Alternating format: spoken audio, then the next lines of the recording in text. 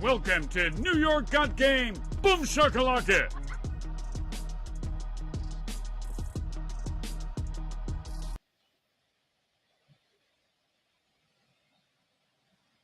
What's good, everybody? Happy Friday morning. Dexter, Henry, Bryan, Fonseca here. Another edition of New York Got Game, Knicks Weekly Live. Coming to you a little later in this week because of the All-Star break, because the Knicks played on Thursday night, and they have a big, huge weekend. Huge weekend for the New York Knickerbockers here, but the Knicks did come back out of the All-Star break with a pretty nice victory. Was not easy. It was stressful for some of y'all out there, and I understand that it was stressful indeed. But the Knicks get a victory, 113-111 over the Chicago Bulls at Madison Square Garden. And now they turn their attention to playing the top two teams in the East. They got Cleveland tonight. They have Boston on Sunday. Those are big games. We're going to be previewing the Cleveland matchup today, as that game will come later tonight. We have Zach Weiss from Across the Cavs podcast. He will be joining us to talk about the Cavs and Knicks matchup. Bryan, what's going on? How you doing? Doing well. Didn't expect overtime yesterday, admittedly. Even without Josh Hart, the Knicks were considerably favored, and that one almost got away from them, which I found very interesting. Yo, that was a weird game, man. Yeah, the game was just weird, like super weird. We'll talk about it. They shot 30% from three and still won against a team who was basically the same attempts, slightly like a couple more, and shot about 40% from three. The Knicks have been doing that a bunch this year. I don't know what the number of wins is. My guy Jonathan Macri from Knicks Film School, he's been on top of this stat. I think when they shoot below 33% and still win, I want to say this is their 8th or 9th win when they've done that. Which is the mark of a good team, right? Finding ways to win even when you aren't at your best. And the Knicks found a way to win last night. Actually, here we go. Super producer Jeff Stansberg gives us a stat. Knicks record when attempting more threes than the other team, 17-7.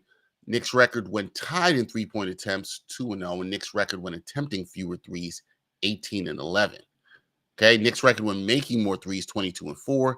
Knicks record when tied in made threes, 1-1. And Knicks record when making fewer threes, 14-13. That's interesting. So they made fewer and shot fewer yesterday. They were 14-46. Yeah. Bulls are 19-48. And I mean, that doesn't sound like a huge difference, but again, it's nearly 10 percentage points. But still, especially today, in today's NBA, it's very hard to do that. And I think a big part of it was just keeping Nikola Vucevic off the glass, even though Josh Giddey ended up killing them in rebounds. But Nikola Vucevic, for 5 of the last 6 games he had against the Knicks leading up to this, he had 11 or more rebounds. And he is somebody who has had some success against his front court, even this season, where he's had a couple of big rebounding games. He had 11 and 12 in the previous 2 games that they played this year. But if you look at Nikola Vucevic and what he's able to do from a skill set standpoint against the Knicks, he has touch. He can obviously bang down low. He is effective not just on the glass, but finishing around the glass. Like, he could actually put it back up. Not every center can do that. Has a very nice offensive game and is a very good playmaker. So I think Dex, that was sort of key in limiting his rebounding percentage to 12%, which is well below his season average, which is at about 17. Despite the fact that Josh Giddey had a great game, they were able to survive that. And on the last possession, which we should talk about,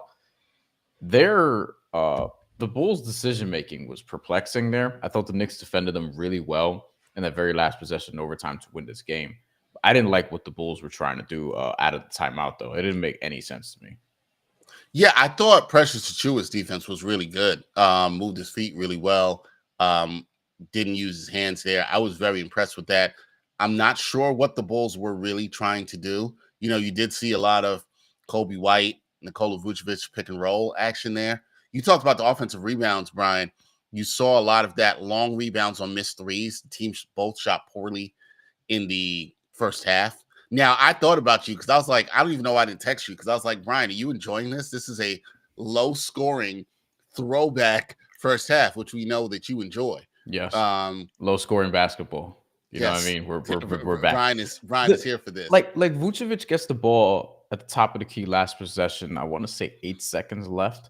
And he's guarded by Precious Achiuwa, which Mm-hmm. And then he hands it off to Kobe. To Kobe White. The Knicks switch. So now Landry Shamet is on Vucevic. Precious Achiuwa is on Kobe White. And Kobe White starts to dance with the ball. And I'm like, oh, the Knicks are going to win this game. The Knicks are going to win this game. Kobe White could guard guys on the Precious Achiuwa could guard guys like Kobe White on the perimeter. Like, it's fine. You'll live with that. I personally would like to see Kobe White try to get it back to Vucevic if I'm the Bulls. That's exactly where I'm going. It's like you have 5 seconds left at the time Kobe White gets the ball and Precious Achiuwa is guarding him. Kevin Huerter has to go get it. He's being guarded by Mikal Bridges. You got to try to figure out, like, Kevin Huerter, you got to get the ball and throw that entry pass to Vucevic, or Kobe White just bring Vucevic or bring Precious Achiuwa back to Vucevic's side and have Kevin Huerter switch so that you can lob that entry pass in because Landry Shamet's guarding him. So I feel like the Knicks kind of got away with one in that regard. And with 1 second left, Vucevic finally gets the ball and he just has to throw up a BS fadeaway that was, it was an air ball. It was just a bad possession by Chicago. I was like, whew, Knicks are lucky this didn't go to double overtime. They are. To be fair, Chicago had a lot of bad possessions. Was it 3 turnovers in the fourth quarter? I think they might have 4. They might have 4. Excuse me, in overtime. They had none in the fourth quarter. So they had some really bad possessions. They were really sloppy. The Knicks, you thought it was over once they went up 7, then it was not. And then I started thinking, oh man, here we go. Is this kind of like the Hawks game before the break again? But it was not. Shout out to everybody watching on YouTube, watching on Facebook, watching on Twitter, Rumble, if you choose to do that. Keen Sauce checking in. He says, man, those first games back from the break, they're always kind of iffy. I mean, Charlotte beating the Lakers. Now, that game was terrible, Keen Sauce. I don't know if anybody watched that. That was a rough one to watch there, too. I agree. You can't go crazy about this. Yeah. You would have liked a more comfortable win on the first leg of a back-to-back, especially where you have to travel. Granted, Charlotte also had to travel. Excuse me, Cleveland also has to travel. They played Brooklyn last night, but they beat them handily. They pulled away. You would have liked a little bit of rest, but weird scheduling also from the league. Like Cleveland has to go from New York to Cleveland to play New York instead of just giving them a New York back-to-back. And the Knicks are like, all right, Cleveland is here in New York, but we have to go to Cleveland to play them in Cleveland tomorrow instead of everyone just staying here. Like, it's just weird. Like, you should have just given Cleveland the road, Brooklyn, NYC back-to-back. Like, whenever that happens, I wonder what there was with the scheduling. Is there something? Was there a date booked? Maybe in Cleveland that we didn't know about. It's Machine Gun Kelly concert or something. I don't know. In Ohio yesterday. Like Bone Thugs and Harmony reunion concert that weekend. It's like that. That's all the Cleveland I know in terms of rap. I can't think of any other. Yeah, I'm done. I got nothing else for you. I wish I had more for you. I don't. So that's it. That's all I got. Just Googled rappers from Ohio and I got back Trippie Redd. So I think we can move on. Yeah. He's from Ohio. For real. This took a turn. Yeah, he's from Canton. Oh, wow. Okay. Wait, who? Trippie Redd's from Canton, Ohio. I didn't know that. Did not realize that. I didn't think we'd be talking about him 9 minutes into this either. No, I did not realize that. I do want to ask this before we get our guy Zach Weiss, who'll be coming on. The Knicks, we talked about, they get this win. Keen Sauce just mentioned that he's right. This is how it is sometimes coming back from the break. But now you got the Cavs tonight, which we're going to really dive into. You got the Celtics this weekend on Sunday. Is this the most important weekend of the season for the Knicks? Because, listen, I think a lot of this with the Knicks fan base, and I talked about it this week on the show. My guy Sean Hardy was on with me. We talked about the burning questions surrounding the Knicks. It was a really good conversation. If you missed that, check that out. New York Post Sports YouTube channel, New York Got Game episode this week. There's a lot of people, I think, who were we've been kind of discussing this all year, Brian. So I think we have been sort of guiding through this. And I think your feelings are allowed to evolve on this. I want to be clear. You don't have to be where you were in October, just like a team might not be where they were in October. This Knicks team, when you look at the season, you're like, look, the record is damn good. They're 37-18. They have the fourth best record in basketball. Yeah. And yet there is a segment of the fan base that's like, I don't know. Mm-hmm. And look, I don't think it's unwarranted either, by the way. No, I don't, because I'm not killing them, because I think what they realize is, and I'm not dancing around this, and somebody was in the comments the other day talking about, I said that the Knicks were on the same level as the Celtics. I've never said that. When have I ever said that? That's never happened. But anyway, I've said I don't know if I trust the Cavs. We'll get into that when Zach comes on. But it's not I agree, it is warranted, because you have seen the gap between the Knicks and the Celtics is like this. And if you're listening, I'm holding my hands apart pretty wide, right? They have not looked good against the Celtics. They got blown out twice. So I understand that. My one little bit of pause would be like, it's still where they are in the season. They still have a chance to improve. They still have a chance to get better. Now, do I think they need to show out and prove on Sunday? Sunday's game is probably more important to me than tonight against the Cavs. Both are important. I know what you mean, though. But the Celtics are the true measuring stick. And you feel me? And this is the second of a back-to-back for both teams. Yes. So that could cloud things a little bit. In a playoff series, you're not going to be on the second of a back-to-back. Correct. Correct. I don't think it's important. crazy to say this is the most important weekend of the season. No, yeah, especially because, I mean, we're in the present, so like that helps too. But 11 of their next 14 games are on the road. I just checked this. Now, granted, good road team the Knicks are and have been, largely under Tom Thibodeau. Like they've been road dogs for a lot of this. And this year on the road, they are 17-8, which in the Eastern Conference is third best behind, you guessed it, the Celtics and the Cavs, both of whom have 20 road wins each. The Cavs are 20-6 on the road, which is important. And after they had a little bit of a bump in the road, they've won 9 of their last 10 because they went into the All-Star break playing well. So yeah, this is super important. Cavs, Celtics. After that, you get Philly at home. So that's like kind of like if you go 0-2, that's a bounce back spot for you because Philadelphia's their food now. Did you see their game yesterday? Joel Embiid played. You saw that game yesterday they had against Boston? I did. And he said he's got to get right and back to his dominant self. All right. So, okay. That's it. By the way, shout out to Keen Sauce out here putting the Bone Thugs and Harmony lyrics up here. He's got Crossroads up in here. I appreciate it. We appreciate you. We appreciate you out there. So we'll see how all that goes. I do think this is a big weekend. I do think it's a big weekend. I do think they have to. Let me ask this before we bring our guest in. Mm-hmm. If they are competitive, like these are very competitive losses, I understand that it's not going to make the fan base happy. But I do think you can learn something from that. It's on the road too. Right. You know? The concept, I don't expect them to win tonight. So if they do, that's great for them. And I'm sure great for Knicks fans watching this. I don't expect them to win tonight. Just because, one, I really think Cleveland's really good. But also Cleveland's at home. And also, second of a back-to-back for both teams. But the Knicks played into overtime in a tough, that was a tough overtime game. Yeah. Against Chicago Bulls. It wasn't like one where everyone was just scoring a ton of points out of the gate. No, even I don't remember what the over-under was, but I'm pretty sure it might have been still under with overtime. It gives you an idea of where we were. Whereas the Cavs, I mean, not that they had the easiest night in the world, but they played the Nets and won by 13. You know? They did what they had to. They did what they had to do in the end in that game. Yeah, but we'll see. Like we said, Knicks face the Cavs tonight, Friday, big game on ESPN. Celtics on Sunday. That is a 1:00 game on ABC. Okay, thank you to everybody commenting in the chat.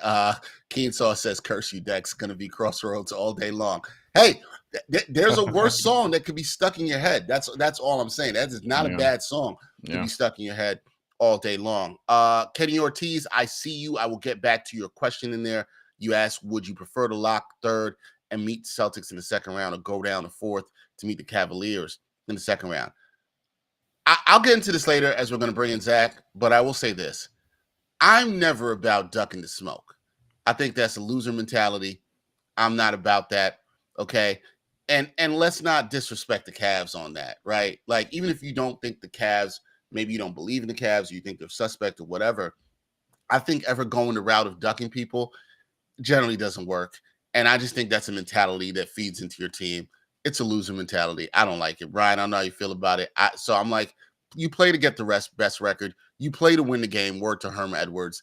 And, you try to get the best seeding you can. That's how I feel. Yeah, I don't think there's a better or worse scenario here. You're probably going to have to beat both teams to get to where you want to go anyway. Right. So the order you do it doesn't really matter unless there's like some injury related things, but I wouldn't try to play with the basketball gods there. That's what I would say. I would also not. To answer Robert Rivera, who says they both had the same travel schedule. Yes, but Cleveland didn't play in overtime yesterday against the Brooklyn Nets, and they also played the Brooklyn Nets. So it could be the same travel schedule, but listen, that overtime period, that means you have to go to Cleveland a little bit later now than you would have otherwise. And Cleveland's going to be at home. So I don't think it's not the travel schedule as much as it's the context of yesterday's games combined with the fact that Cleveland is actually home, where they've been the best team in the Eastern Conference by far. They're 25-4 this year at home. And I think 2 of those losses were to the Hawks randomly, but the Hawks don't have Jalen Johnson anymore. And that was a Jalen Johnson led effort, at least in part. So, yep. But now we're going to talk about the Cavs and Knicks matchup, and we're going to do it with my guy. His name is Zach Weiss. He and I have done quite a handful of broadcast games together, where either he has been play-by-play, I've been color, or vice versa.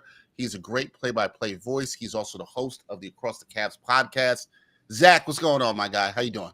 Good, Dexter. Great to be here. Very excited to talk Cavs Knicks. I was at the Garden on October 30th for the Cavs holding on to win the Ariel Hukporti overturns dunk. That still, to me, is very surprising. But no, great to be here with you and with Bryan as well. No, man, glad to have you here. I'm going to start with this, right? Because Bryan just talked about the Cavs, their record, they're number 1 in the East. What, in your eyes, has been the key to the success with the Cavs dominating the East? And are you shocked that they have been as dominant as they've been in the East this season? Shocked is an understatement. You come in finishing 4th last year. They had to work to the bone just to get past the Magic. With all due respect to the Magic, they had to work their tail off just to clear them in that first round. It showed they were tied when they faced a Boston team that didn't have the same trouble in the first round. I think the beauty of this season is that there's 1,000 factors explaining why they're so good. You can't just point to one. Donovan Mitchell at times taking a backseat for Darius Garland. The way they stagger minutes between Mitchell, Garland, and Mobley Allen has been so good that some nights Dean Wade has been able to be the scorer. Sam Merrill can still come in and have a big night. You go in now, you bring in DeAndre Hunter, which we're going to get to, and it's the depth, because they've been without wings all season. When they still had Niang and LeVert, both of them had so many big games. If Garland or Mitchell would be out, and Ty Jerome, one of the 6th-man favorites, he played 2 games last year, then broke his ankle. So I'm very surprised they've been this good. And I think the main reason is the depth. And of course, you have a coach in Kenny Atkinson who ran a 10, 11-man rotation with Steve Kerr in Golden State. You see the Cavs' depth, and Atkinson knows how to mix and match and get 10, 11 guys in if he needs to on a given night. Yeah, Atkinson has been absolutely tremendous. You could also talk about one of the things, and Zach, I've talked to you about this, the continuity with this Cavs team. I think that matters a ton too with them. I think, a lot of people expected them to make some drastic changes this offseason. They did not.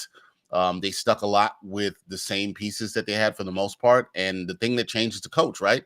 Kenny Atkinson. What is the impact with him? How has he differed so much from Coach Bickerstaff last season. And do you think he is that kind of coach? Because we know Kenny Atkinson sort of as a development coach, a guy that's good with young players. Bryan and I both like Kenny Atkinson as a coach. We think he's a good coach, but his impact, do you think what has he done that's taken them from where they were last year to where they are now, where it seems like they could be going? And I'll start by saying how fortunate the Cavs are that he did not take the Hornets job a few years ago. Remember, Atkinson had the Hornets job, vocally committed, then he backed out, and I think that's when Steve Clifford stepped back in. So I think it's there's three things. We talked about it before, the minutes and the rotations, the way they manage that, the way they handle that. Dean Wade comes back tonight. Not sure if Okoro plays the second leg of this back-to-back, but if he does, that's 11 guys that you would normally be playing, right? So you have your starting five, and then you go DeAndre Hunter, Ty Jerome, Sam Merrill, Okoro. They've been trying to work in Jalen Tyson. Now you're going to throw Dean Wade back into the mix. So the way he handles rotations has just been so good. He's very consistent. He knows when to pull guys, when to bring them out. They'll start and finish both halves with Garland and Mitchell, Mobley and Allen together at times. Maybe they'll stifle Allen and Mobley in late games, depending on who's been better. Clearly, the offensive sets, with all due respect to JB Bickerstaff, who's got the Pistons playing really good basketball this season. As of right now, they are a top 6 team in the standings. They would be in the playoffs. They haven't made it in, 9 years? They haven't won a playoff game in, 18 years? So he's doing a great job, but he's a defensive coach. The Cavs needed someone to unlock the potential of a Garland-Mitchell backcourt, which was not being done. The way they can trade off, knowing that it might be one guy's night. And then for both Mitchell and Garland with this mentality, knowing, hey, it's my night. I know I'm going to get the ball. There's no stagnant possessions. You watch that Cavs Magic series. Just imagine looking now, thinking back, how many ISOs they ran in that series, why it was so sloppy that they would need Mitchell to score 40, 45 sometimes just to get them to the finish line. They don't need that. And then the third thing, not knocking JB again, because, again, he's a very good coach, and he should be considered. He will not win it. It's Kenny's award. He should be considered for Coach of the Year.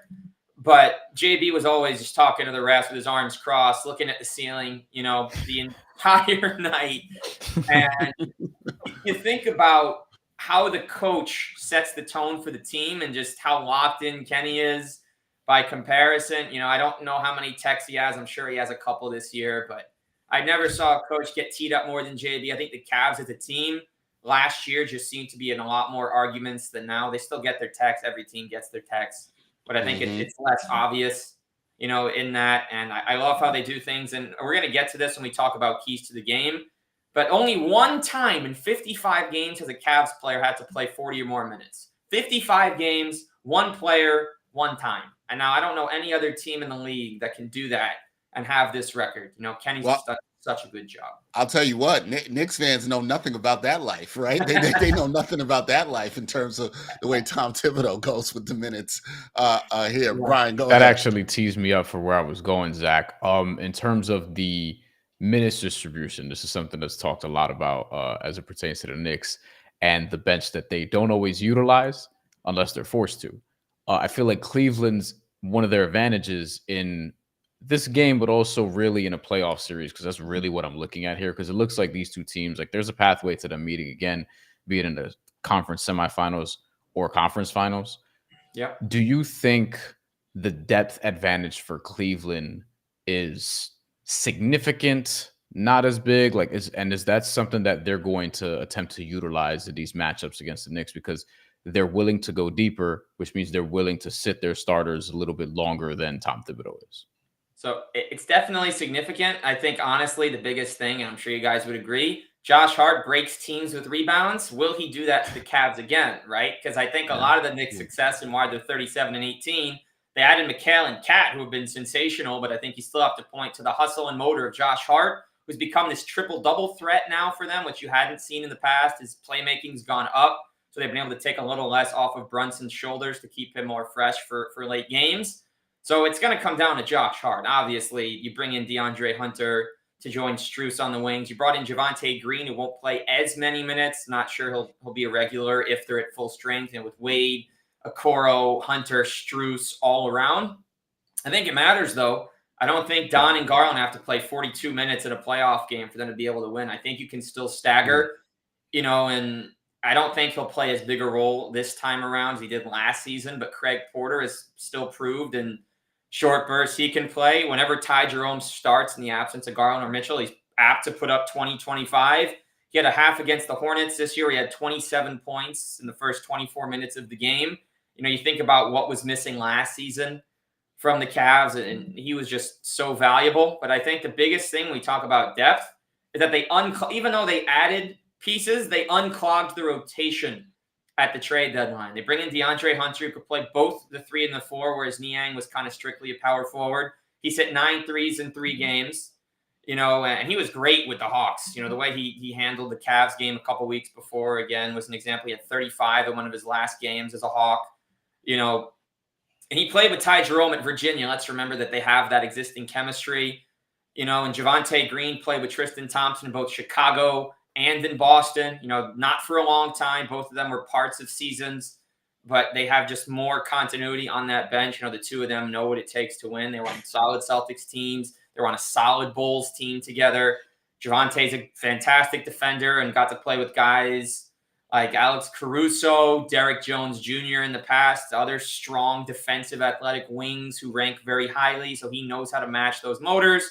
And I think at the end of the day, you think about Javonte Green. He's their buyout guy. Last year it was Marcus Morris. The year before was Danny Green. I think Javonte has a little more potential to fit versus those two guys, in spite of Marcus scoring 25 in his last appearance in the second round knockout last year. Karras is gone to clear space for Jerome. Niang is gone to clear power forward minutes for both Wade and Hunter. So I think this depth matters. But at the end of the day, Bryan, Dexter, I think you still have to box out, Cat. You have to box out hard, because if it comes down to one-shot possessions, the Cavs can easily handle the Knicks. But if it comes down to second chances and they're getting on the glass again and Mitchell Robinson comes back and they might pair him with Cat, kind of like how the Rockets handled the Cavs with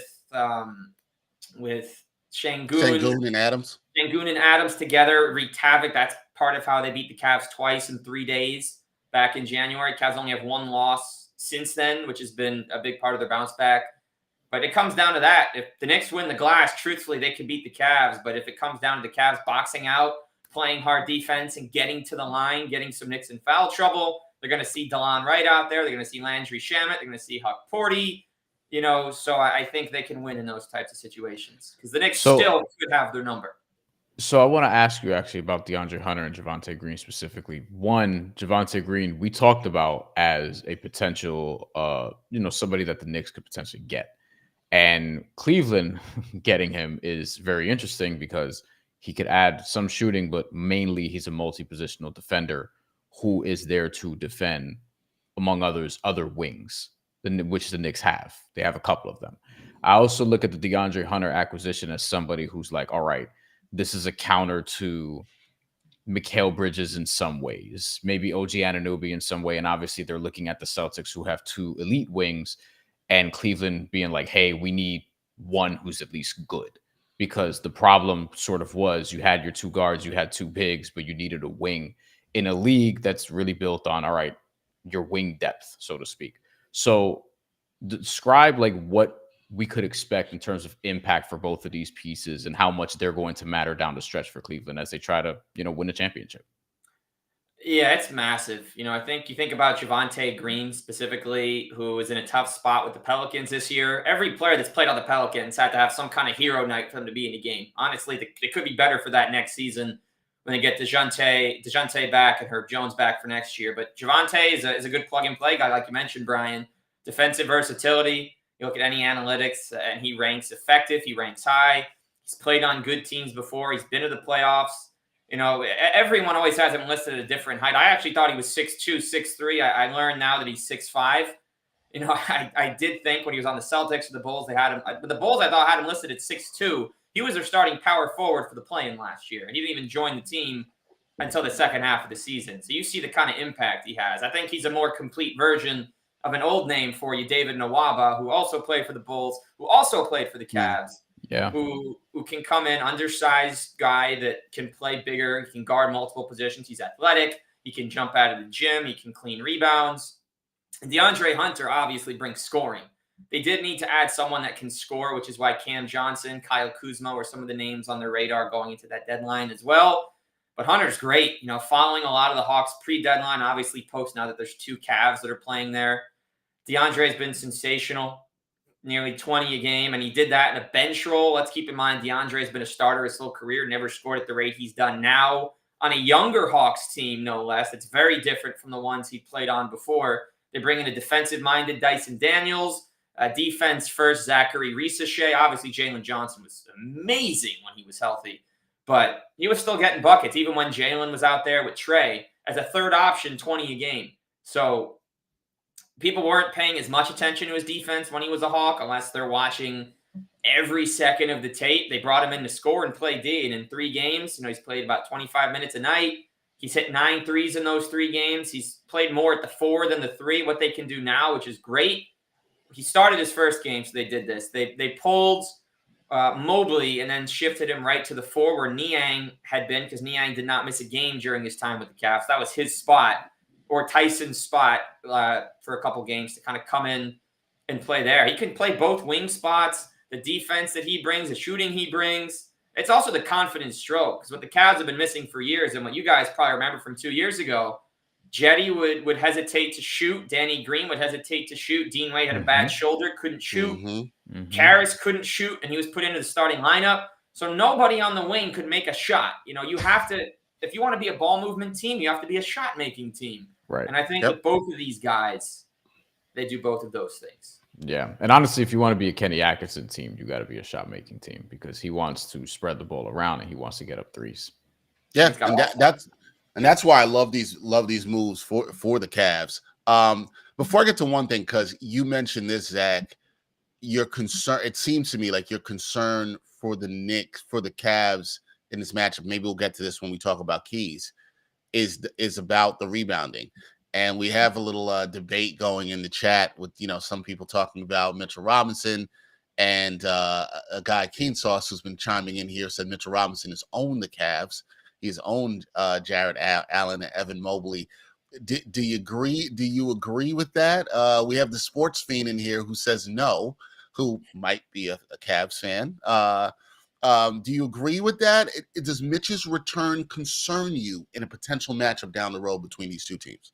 So we do have to go back to the quote. Nobody likes saying it. The lights were too bright. Yes, it was a wake-up call, I think, for the Cavs that year. Because I think if they don't lose the Knicks series, they don't win the Magic series. I think they kind of needed to learn adversity right away. And it's tough as a team that had home court advantage in their first playoff with Donovan Mitchell, who they brought in with high expectations. But I think they learned a lot from that series, and that's part of how they've retooled now. They brought in Strus. Obviously, they brought in Hunter. They brought in some other guys around them too, Ty Jerome. Mitch is fantastic. The injury stinks. It's been 2 years in a row. He didn't play in the first round very much last year. Then he had the stuff with Embiid. I know he got re-injured. The Knicks kind of just looked like they were made of glass in the playoffs. They were tired. Everyone was being doubly physical. And, the fact that they were 2 games from a conference finals to me calls their last season still a success in spite of that. But getting back to the question, he does own the Cavs. It's tough. You think about him and 6'6", Josh Hart, whatever he was last measured at. I'm sure that changes each year as his hair might get a half-inch taller as you see he's restyled it, or maybe he's wearing an extra pair of socks. He jumps.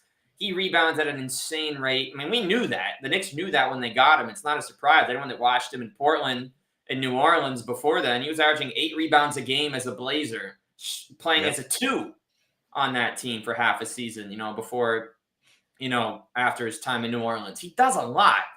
So the question, though, is, would the Knicks be willing to pair him with Cat? Because I think the thing with Tibbs is he's very rarely, and I think the big thing and why they eventually traded Randall and did all, but they also lost Obi.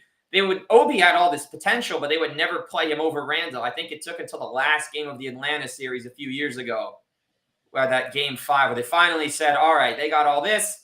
Let's change it up. Let's put Obi and Julius together, see what works. They were facing elimination on their season already by the time he did that. He's a good coach. He does ride his players, but they always play hard. They get to the line. They're aggressive.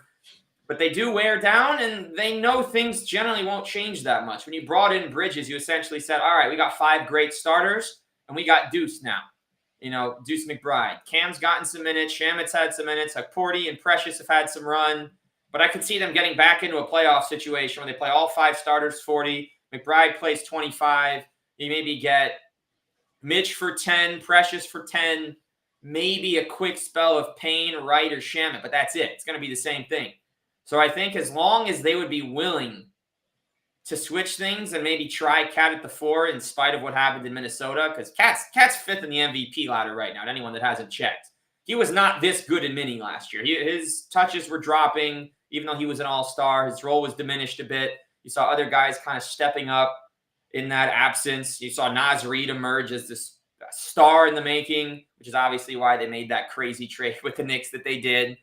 So if Tibbs is willing, I think certainly he could play those minutes and have a chance. But I'm not going to sit here and say Jared Allen can own Mitchell Robinson. He's a better player, but in the head-to-head, that doesn't always matter because Hartenstein destroyed the Cavs as well. He destroys a lot of teams. I mean, look what he's done in OKC in the games he's been healthy. So the Knicks do know how to breed centers. I'll say when a center gets to the Knicks and enters that starting lineup for Tibbs, they just become a new beast. They become that OG center that attacks the glass. They dominate inside, and they're not backing down from anybody. And I think that's how they won a couple of years ago. No, we have seen that. I got to ask you this because I think this is a question that's on the mind of a lot of people when you look at the Cavs. There are still some doubters with the Cavs, despite their numbers, despite the advanced statistics, number 1 best record right now. Are they for real? And I have a concern with the Cavs. My concern is as good as Mitchell's been in terms of deferring, but there's still a small backcourt with him and Darius Garland. Is that a concern for you, one, Zach? And do you think this Cavs team is for real? And when I say for real, I mean legitimate NBA championship contenders. Yeah, so part 1, I'm not concerned about the size. They've proven defensively they can start games strong. They can finish games strong. Though they're not afraid to make adjustments. They'll generally close with Garland and Mitchell because of the offensive potential. But if someone's having an off night, they don't have it. They will make the switch they need. Not all teams are going to do that. But are they legit? Yeah, they've beaten the Celtics. They've beaten the Thunder, the Knicks. Every team they've played that isn't the Rockets, they beat this year. Obviously, that was a tough matchup.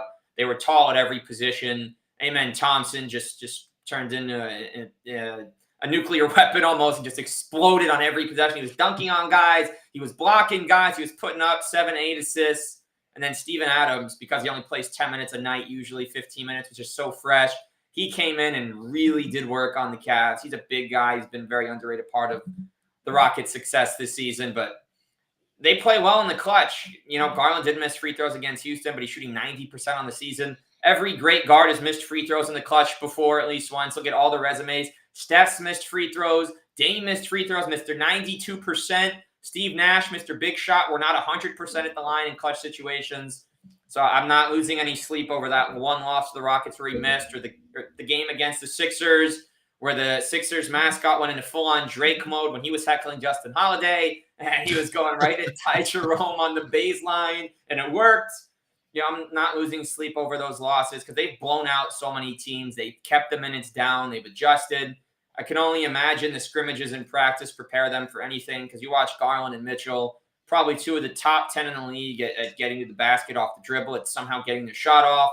The Mitchell step back and the Mitchell windmill step through the lane, to me, are 2 of the best moves in the league for any single player. And then you add Garland's improved handles. His jaw is healthy, so he gained his muscle back. He's finishing inside. I think they have the depth. They've only been blown out once. The Hawks losses were tough. The Miami loss, the Philly loss, the Houston losses. The only time they got blown out was that one Thunder game a week after the first one, and I think they just didn't come prepared. I think they were riding a little high after beating them the first time.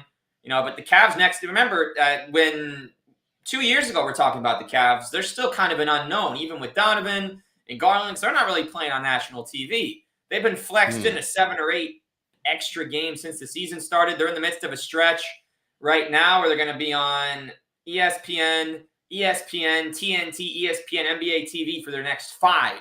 Where you say that to me before the season, I'm saying, wow, they're really getting that kind of love. They must be pretty good. And then you look at the record, you see 45-10, and just the one thing I guess you hope for is that they don't become the 07-08 Mavericks who got attacked by the We Believe Warriors. Because I will say, to wrap this part up, that they are legit. They've proven it against the great teams, and their 1-win over OKC, despite who was out for the Thunder, still speaks volumes of what they're capable of against the best of the best. You know, they just don't want to be a victim to one of those lower seeds, because I think about a Hawks type or a Magic type or whoever ends up in that 8, Miami. There's some good squads at the bottom, so you just want to make sure that whoever you end up with, you know, try and hold on to that top seed. Home court will make a world of a difference against the Knicks or a Celtics or a Bucks or a Pacers or whoever. If it's the Hawks and they got their size, even without Jalen, you know, you just got to be ready. When the first round comes, I think we'll know this time. Can they handle business? Can they start strong? Can they win on the road? If they can win road playoff games, they only won one last year out of, well, they went 1-6 on the road, 1-5 on the road last year in the playoffs. They can win away from Cleveland and protect that home court as well. Obviously, that's your recipe against anybody. All right. Got believing there in the Cavaliers. We'll see how that goes. Do you think Donovan Mitchell should be getting more love for MVP? It's tricky. You know, the numbers are nice. I do like how he's played, nearly 5 assists, you know, 39% from 3, 45 from the field. I was looking at the guys that are ranked ahead of him, you know, and I see Jalen Brunson and Anthony Edwards on that list. Ant-Man's been insane, but he generally goes crazy in the losses. When he's taking 35 shots, they're not winning. Brunson does have slightly better stats than Don, but obviously he plays a different role, and the team is 8 games below. They don't always rank for record. Honestly, it's changed. Remember the years of Curry, Harden, Westbrook, all in those mixes. Oh, yeah, your team didn't finish high enough, so no MVP. Russ did get his one the year that he had, 40 triple-doubles, but they finished 6th, but that was after KD left, so he had to take on more responsibility. Jaren Jackson's ahead of him. He's only averaging 23 and 6, but maybe his defensive impact has him in a higher spot. Top 5 being Cat, Tatum, SGA, Jokic, Giannis. They're all better than Donovan this season. I don't think I can argue that. Would I take Donovan over these guys in a one-game must-win? I think you could argue that you could take him over anybody in the league in a must-win. You think about what he did in the bubble when he averaged 36 a game as the clear-cut top option. They did lose that series, but you think about some other moments he had in his Utah playoff run. He had four playoff games of at least 50, including 57, which is the second most ever in a playoff game behind Michael's 61. In that bubble in the first game, and a loss. That series was tough with Denver and Joker. I would take Don over almost anybody in a one-game must-win. I would not rank him higher in the MVP. As long as he stays in the top 10, I think I'm pretty content. Just looking at the guys ahead of him, it's very hard to say he's better, especially without Tatum's consistently stepped up when they've needed him. In the finals, he didn't shoot it well, but he got his rebounds, he got his assists, he played his defense. You know, and he's still great. SGA and Jokic at the top is going to be a battle, because I think it's really hard to take it away from either. Shea scoring insane. His field goal percentage is insane. His playmaking. But then Joker has all these three-quarter triple-doubles. He's got the efficiency from a center while still jacking 12 threes a night. And he's done it playing parts of the season without Porter, you know, without Russ, without Aaron Gordon. And guys like Julian Strawther, Zeke Naji have come in and played massive minutes. May not have been expected to have the roles they have when the season started. Of late, DeAndre Jordan back in that backup 5. They have almost no bench. They have seven guys that can really play at a high level, and he's doing this. And he's had them, 13-1 in their last 14, something along those lines. So that's the debate. Don should be in the conversation, but I just can't wait to find out who gets it between SGA and Jokic. Someone's going to be snubbed no matter what. This is a better race even than the Embiid-Jokic years in my eyes. No, it's a fantastic race too. We're not going to take Go ahead, Bryan. So as it pertains to tonight's game, just to bring it back to what we're looking up against, we have Donovan Mitchell, obviously, who's going to be a factor. Darius Garland, all these different things, but with Josh Hart, he's day to day. Don't know if he's going to play yet. He didn't play yesterday. It's possible that he plays on the second leg, but the Knicks aren't going to have OG Anunoby. The Knicks aren't going to have Mitchell Robinson yet, although they're both sort of on their way. One, is this a game that the Cavs have circled on their schedule in the way that the Knicks and maybe some Knicks fans do, although some Knicks fans are still being disrespectful to Cleveland, I think. And then 2, just your overall keys to this game, what would they be? So I would say for the Cavs, anytime they're playing a team in the top 6 of either conference, that's a guaranteed playoff team, no matter which one it is, no matter what the record. I think it has to be circled because they know that they're going to be a big part of the discourse when they play every night and when they're playing a very good team. The haters will come out and say, they're not legit when they lose to one of these teams. So I think it's definitely circled. They're going to meet a couple more times later in the year. I think this one is going to be big for both teams. For the Knicks, they've gone 5-3 on the second leg of back-to-backs. The Cavs have gone 9-2 on the second leg of back-to-backs. So I think it's shown for both teams that they're capable of handling.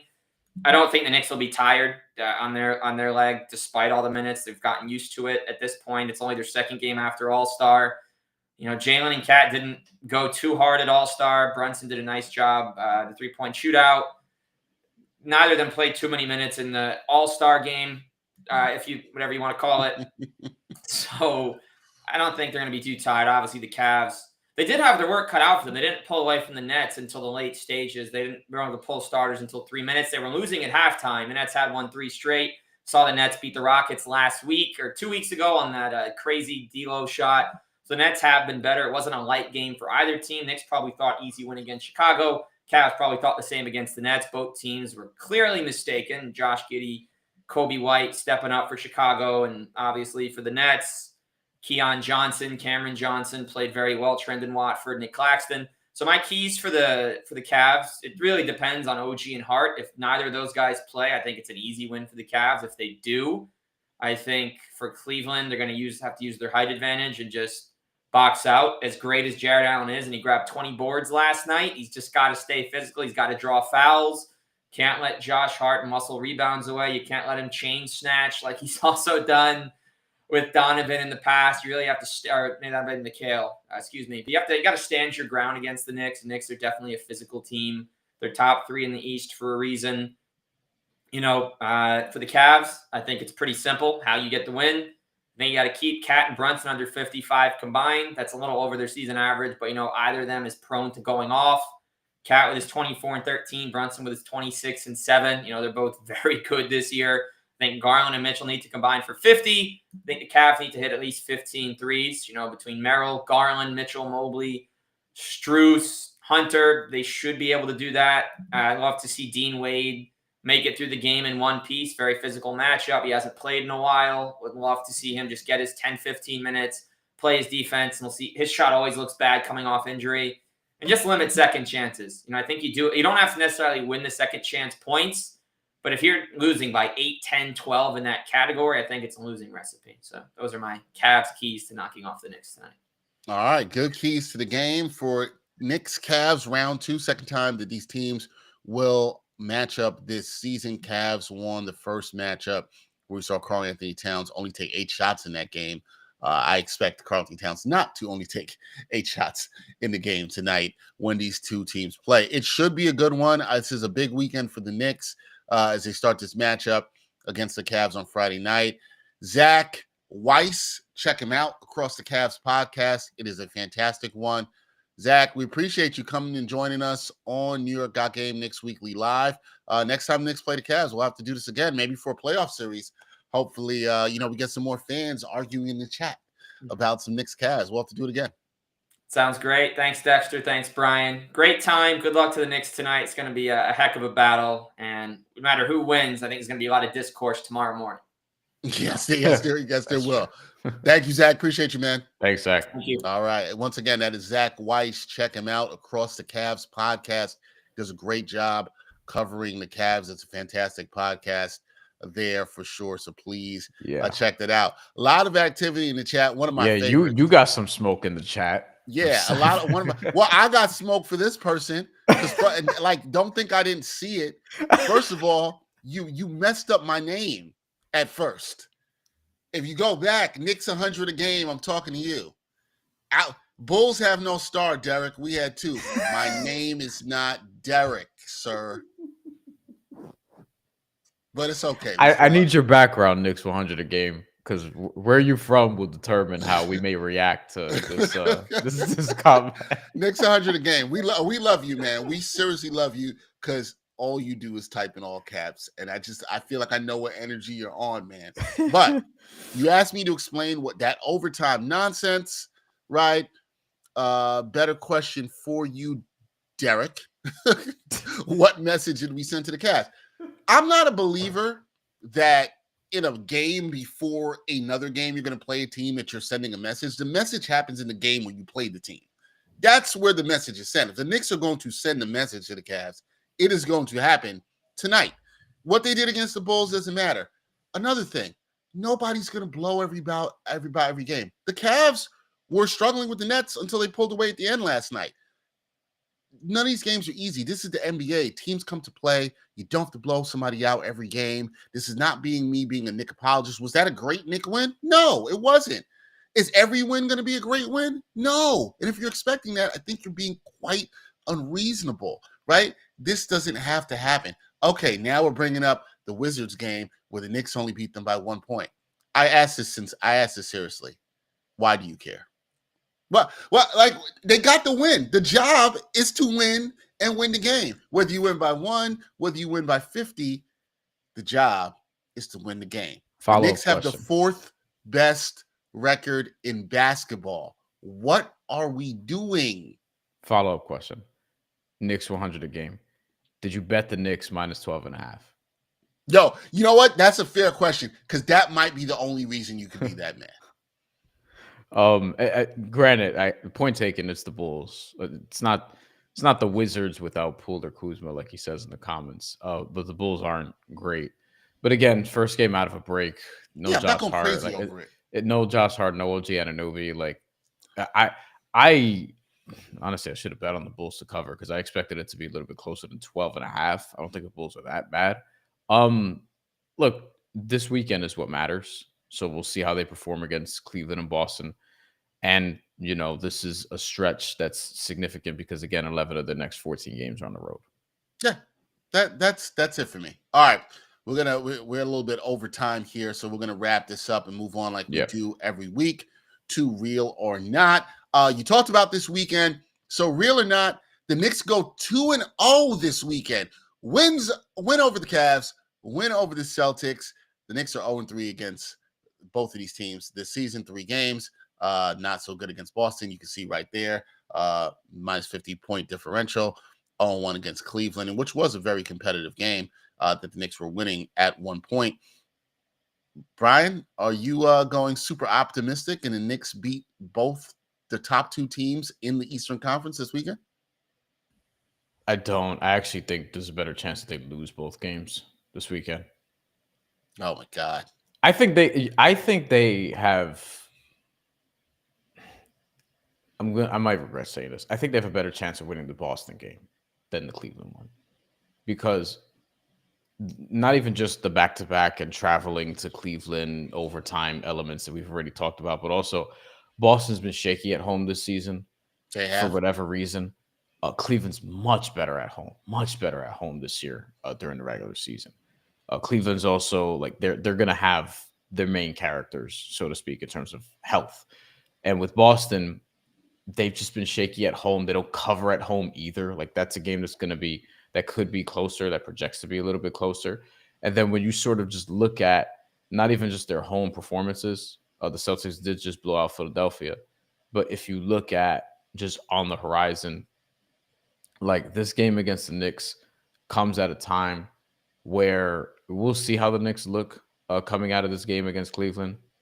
But I think this is a more favorable sort of spot if you're the Knicks than this game against Cleveland, given that you're coming off the back-to-back. So, yeah, I can't go with the Knicks going 2-0 this weekend. I'm going to say they go 1-1. I'm going to say they split. You think they get one? Which one do they get? Boston doesn't. Boston's going to have. I was just looking this up. They're going to have 2 days. They're going to have 3 days. 2 days of rest in between. They don't play tonight or tomorrow. I think I'm with you that the Knicks, if they're going to win one, it's going to be the Boston one. I don't know why I have a feeling about that. I think they're going to be motivated. They know they have to figure some things out. I think you might get OG at least back in that game, and Hart. I'm going to go with the Boston game. And I will say, I think if they win that game, I said this at the top, I think it would mean more. Because Boston, as good as Cleveland has played and all this other stuff, Boston's the defending champs. They are the measuring stick. Yeah. And I will also add this. I think the Knicks will be competitive in both these games. I will say that. Okay. I do think they'll be competitive. I don't disagree with that. I do think they will be good games. And I think we'll be talking a lot next week about what we've learned from these games. That's going to be and what they can take from these games going forward. Now, if the Knicks get smashed in both these games, y'all going to be miserable. I know y'all going to be miserable out there. You think Knicks 100 a game was yelling now? Woo! He's going to be on fire next week if they lose to the Cavs and the Celtics. And listen, I would understand really at that point where I'm not going to call it a 5-alarm fire, but you want to be concerned, really, really concerned. Yeah, I can understand that. If they get smashed by the Cavs and the Celtics, especially with how they've looked against the Celtics this weekend, it's not going to be good. It's not going to be a good look. The Knicks there's going to be a lot of questions about the Knicks where you're going to feel like, okay, is this as good as they are? Is like this their ceiling? You know, I've given them the grace to say, yes, there's another level you can go to. This is what the regular season is about. You have opportunities to figure things out. Everything is not perfect. This is a team with 3 new starters. I still will maintain this. This team is still working things out. They still have to figure things out. And I know nobody wants to hear this, but there's a better chance that the team you see past this season is better. This is year 1 of this team as they are, and there still are more tweaks to go. So I think the expectation sometimes for people that they were just going to add Bridges, add Cat, and they were going to just be right there with Boston. I never expected that. I thought this was a work in progress, and this is going to be a work in progress. But I do think at some time you got to show out. You got to show out. You got to show up and show something. And this is why these games are big. It's time for the Knicks to show something. And I was in the locker room after the last Boston game, and that was a down Knicks locker room, as it should have been. And the guys talked about needing to figure things out. They had to go back to the drawing board. We'll see. That's how I am about everything in life. It's about how you respond. They got their ass kicked the last time they played the Celtics. Yeah. How are they going to respond? We'll see. And they know where the Cavs is. This is a great opportunity. What are you going to do with the opportunity? That's what it comes down to for me. It's really not that deep. Look, if they don't do well with the opportunity, it's not going to be a good look. I'll be the first person to come back here next week on the show and say it. And I'm sure we'll be talking about it on Monday's show. That's going to be a huge part of what we talk about. So we'll see. Let me throw a couple Boston things at you real quick before we move on to the next real or not. After a win, they're 10-28-1 against the spread, which is second worst in the NBA, which is basically telling you after a win, they're in a lot of close games. Granted, a lot of these spreads have been like 13, 14 points because they're just overwhelmingly favored against some of these other teams because of what we saw last season. That's one indicator. 2, they're just 17-10 at home, just straight up wins and losses. 17-10 for a team that's 40-16 is not awesome, but they're 23-6 on the road, so that's something to keep in mind. But Cleveland has a better record. The Knicks have a better record. They're 20-10 at the Garden this year. 17-10 is matched by Orlando at home, which is interesting because Orlando has been very bad on the road. And Milwaukee is even 18-9. Indiana is 15-8. So they're in that sort of territory like after. So at home, they're not a juggernaut at all this season. Also, as a home favorite, 10-17 against the spread. They cover 37% of the time. The sample size there, like among teams with a sample size as a home favorite, they're one of the 6-7 worst in the NBA at covering. So they're in a lot of close games at home is the point. So if your expectation is that the Knicks, you just want to see them play a close game in Boston, the numbers in this spot are on your side. But we'll see. The only thing for the Knicks fan is like they've seen 2 games where the Knicks have gotten their behinds whooped. And, Robert Rivera's checking and said he thinks the Knicks show up tonight. It's a decent matchup, but Boston is another story. That could happen too. I understand why you feel that. I understand why you feel that way, Robert Rivera. I understand why you feel that way. Keensaw says Dex got a fat bear collection, almost rivals my own. I do have a little NBA bear collection back there. Got my Steelers bear. It's pretty good. Granted, some of the NBA players, a good amount of them have been traded or no longer with the teams. That's why they're hiding in the back. You can't really see them like that. So, like my Luka Doncic one is hiding back there. So yeah, that's changed. What was my favorite NBA Jam squad? I was somebody who played a lot with the Sonics. I see you were playing with the Sonics. I played with the Knicks, and I liked the Hornets back in the day. Those are my teams I used to rock with an NBA Jam Tournament Edition. One of the greatest games of all time. So that's it. Second, real or not, Mitchell Robinson.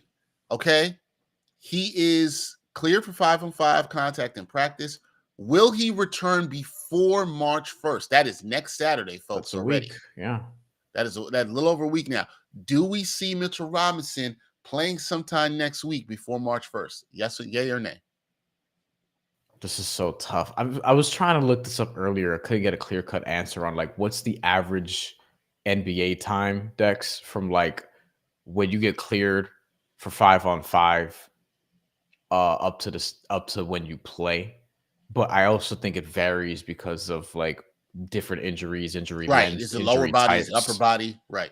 You know, and that leads me to just looking at the sort of games on the schedule. So let's go through this after these two games we're talking about. There's Philly at home Wednesday.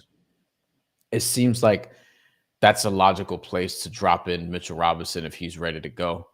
Do you want to do that though? Do you want to bring him back against the man who injured him last year in the playoffs? Yeah, for revenge.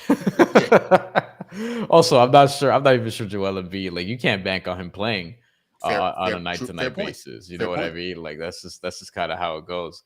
The Sixers do not have a back-to-back, so it's possible that Joel Embiid does play that game. But then after that, you're in Memphis, and then you're in Miami Friday and Sunday next week. And then you're at home on March 4th against Golden State, and then the road trip. I would think he's back by the road trip, which begins on March 6th. March 1st, I'm not sure. But if I'm the Knicks, I want to start getting him ramped up as soon as he's physically able and 100% ready to do so. So you don't want to, for lack of a better way of putting it, waste too much time because playoffs are coming. You want to start ramping up Mitchell Robinson as soon as you can. You just need to make sure he's healthy enough to do it. Of note, because I'm sure Mitchell Robinson, like, I don't know how many back-to-backs he's going to play. The Knicks have a back-to-back on March 6th, March 7th. So if he does come back for that road trip, he may just sit one game right away, right off the bat. And other than that, you have a March 25th, 26th back-to-back. Both of those are at home. That's Dallas and the Clippers. And then you have April 1st and 2nd. You have Philly and then in Cleveland. So both games in Cleveland this year on the 2nd of a back-to-back. So that's going to be important to note before the playoffs. And then the 5th and 6th, you have the Hawks and Suns. And then the 10th and 11th, you have the Pistons and the Cavs. So that's interesting, Dex. They have 3 games against the Cavs this year that are the second half of back-to-backs. That's kind of messed up, honestly, as it pertains to us, like sort of handicapping the playoffs, if you will, if the Knicks do in fact play the Cavs. It's something we got to remember is that 3 of the 4 games against Cleveland this year, second half of back-to-backs, including both road games. Yeah, that is something to note. Yeah, I don't see Mitch returning before March 1st. I think they're going to be cautious with this. I think there's a chance that Golden State game. I don't think that's crazy. I think that's on the 4th. Or like you said, the road trip that's coming up after that. I think that's a little more likely, but I don't see him before the 1st. I agree. Which brings us to our last real or not, which is another injury, a note, and that is around Josh Hart. And should we be concerned about Josh Hart's lingering knee injury? I think the question around this for real or not is, does Josh Hart play this weekend? Do you see him against Boston? Do you see him against Cleveland tonight? You know, day-to-day is what Tom Thibodeau said yesterday before the game. Said he's just dealing with some, soreness, but this has been lingering. Josh Hart's been questionable for quite a while and has played through it. I think it's interesting the Knicks didn't play him yesterday, which tells I think he will play today. I do think he will play tonight. I don't have any information on that, but I just think he will. So we'll see. How concerned are you about this, and do you think he'll play this weekend? So the injury itself is patellofemoral pain syndrome. I think I said that right, which is also known as runner's knee. This is per our own Mark Sanchez, who spoke to a physical therapist about this injury. and the potential seriousness of it. And the article is basically indicating that it could be much worse. Like it's actually not as bad as it sounds at all. To me, I am concerned just because it's the NBA. Josh Hart plays a very lovable yet crash course style of basketball that, it's high contact, it's high effort, and that's something you got to watch for. If you're looking at just injury reports, he's been questionable for the better part of a month or almost a month of games now at this point. And it's a knee injury ultimately. Now, there's no word in here that says tear or sprain or anything like that. It basically is a condition that, you have pain around your kneecap, so to speak. Like it's just a throbbing sort of sensation, so to speak, to some degree. And here in the article, Charles Himaki with NYU Langone Health said, I don't think it's going to derail anyone's season.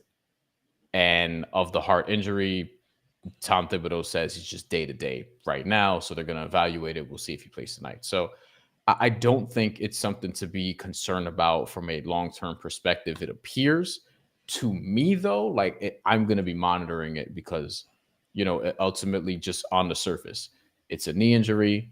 It seems pretty painful and it's lingering. And you don't want this lingering, preferably 2 months from now when the playoffs are going. And Josh Hart is a physical NBA player who is an overachiever who goes up and gets 10 rebounds. He can get 15 on any given night. Like it's kind of like when you have a running back that gets a lot of contact and they have a sort of lingering injury, like you want to take down their carries a little bit, monitor them before the playoffs. So I would look for spots to get Josh Hart a little bit of additional rest down the stretch if this continues to linger. Oh yeah, the Minutes Police, they're gonna be all over this. And they should.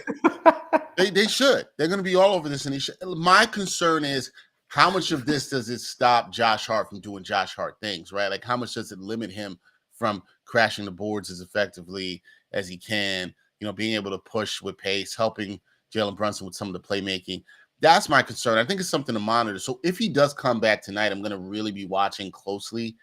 Does he have that same level of aggressiveness? We hadn't seen anything before. He did have the All-Star break to rest up a little bit. The Knicks held him out. I think that might have been just a little bit precautionary, especially with this back-to-back and knowing he's going to probably play some high and stressful minutes, hopefully if the Knicks are in these games against the Cavs in Boston. So for me, my concern level is like at a 3, but I think it's mine is a little higher than that. A little higher than that. Yeah. I think it's about seeing – I need to see what it looks like when it comes back because it could be 3 right now, but after tonight, let's say if he plays, it could be at a 7. We'll see. Even though it's the start of a back-to-back, I don't love missing the first game after an All-Star break. I didn't love that. Now, granted, he practiced Tuesday, did not practice Wednesday, and Thibodeau says it's basically soreness. But Thibodeau's old school, you know what I mean? So I do wonder about that. Not that my concern meter would probably be like a 5, so that's like moderate. It's just like paying attention to it, but I don't think it's going to be long. Yeah, it's really hard for me to say until like if he doesn't. Even if he doesn't play tonight, I'm not like overly concerned about that. But I think if he does play tonight, I'll be definitely watching. I'll have an extra eye on him and like how he plays. How aggressive is he? Does he seem limited? Because that's the thing you don't want. When somebody's an injury, you don't want them compromised or not being able to go somewhat close to what they normally would. Maybe they won't be 100% in terms of speed, but you don't want to move in at 70, 75% because that's where you can get hurt in a lot of ways. All right, that's going to do it for this edition of New York Got Game Knicks Weekly Live. We thank you for rocking with us and joining us this week on a Friday morning. We appreciate you. Shout out to everybody in the chat on YouTube. We'll be back with a new episode of New York Got Game on Monday. My guy JD from Knicks Fan TV, he will be joining me. We're going to talk about this weekend with the Knicks, how good or bad it was, or average. It could be any one of those things. We will be talking about all that this week, and we will see what we've learned from that and what the Knicks can take from that going forward. So there'll be a lot of questions to ask. Everybody enjoy the games. That'll say enjoy the games. I hope they are stress-free for you. I really do. Hope you can have an enjoyable time. Knicks Cavs tonight, Knicks Celtics on Sunday. Should be a good weekend of basketball. Look, last thing I'll say, if you're a Knicks fan, this is what you wanted. You wanted games like this, right? Just think about how it was 5-6 years ago. You didn't have weekends like this. Enjoy the process. It's okay. You should want big games. You should want to test yourself against the best and see if the team could do it. And if they're not up to it, is it the end of the world? No, it's not. It's not the end of the world. It'll be disappointing, but it will not be the end of the world. Bryan, have yourself a good weekend. Also, shout out to our producer, Jeff Stansbury, with a great job on the show once again. We'll catch you guys next week. We'll be back on next Thursday, following the Sixers game on Wednesday. So we're back with Knicks Weekly Live next Thursday evening. Back to regularly scheduled programming. Everybody have a good weekend. And until next time, y'all. Peace. And thanks for watching New York Got Game. Boom shakalaka.